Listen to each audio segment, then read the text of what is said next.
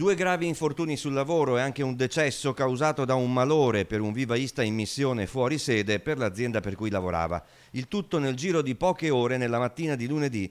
A Santa Giustina in Colle il dramma: un uomo di 52 anni, Caterino Barizza di Santa Maria di Sala, Venezia, dipendente di un vivaio di Borgoricco, è stato colto da un malore fatale mentre stava facendo manutenzione alle piante in un'azienda. Nonostante i tentativi di rianimazione da parte dei sanitari del SUEM, non c'è stato nulla da fare. L'addetto è mancato a causa di un arresto cardiocircolatorio.